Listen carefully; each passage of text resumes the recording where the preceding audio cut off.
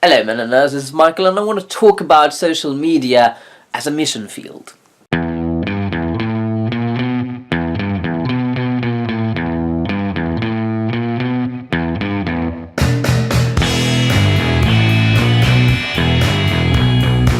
So Deborah pointed out some risks with social media while also highlighting that it has benefits, and I agree with that. Initially when I started using social media, I didn't really get why people were saying that, oh, social media is just a place for you to brag about your own life and highlight what you eat and, you know, what relationships you have.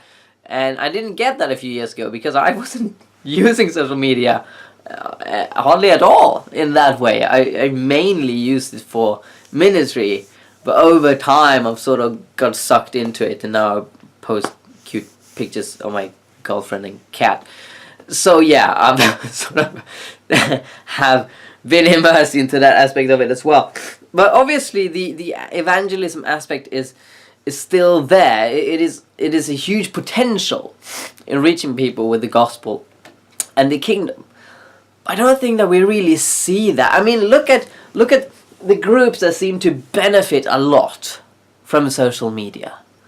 You know, look at ISIS. Yeah, they go along pretty good thanks to social media. You know, they get a lot of recruits.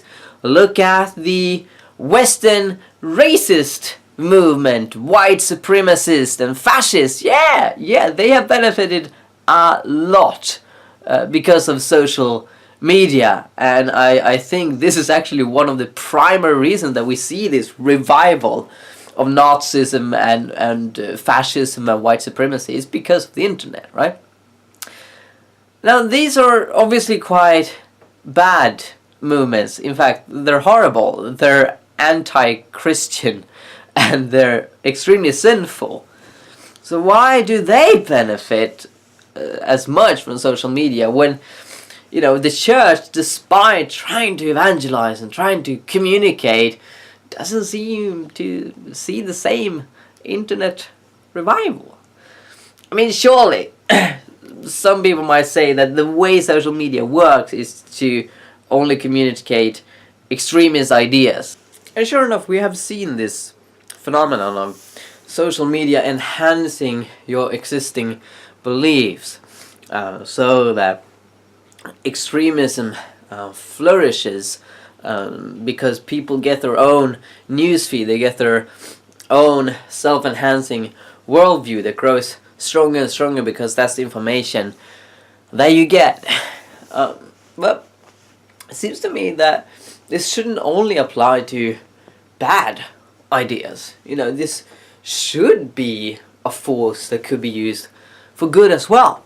I'm thinking about, you know, people in the Middle East during the Arabic Spring actually use social media quite a lot and still do in their work against oppressive regimes. And we have seen that dictatorships try to ban social media for the same reason. People longing for democracy and freedom tend to use it quite a lot. Activists.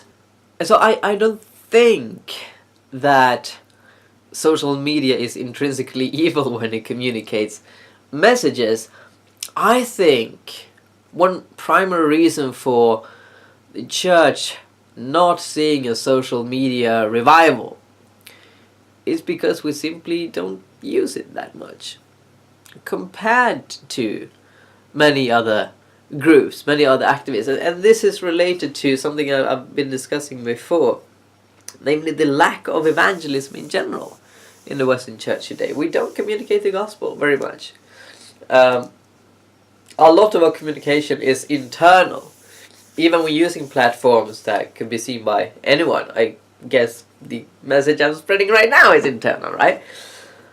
And there is this fear of man, there is this lack of confidence, and I would say shamefulness of being a Christian.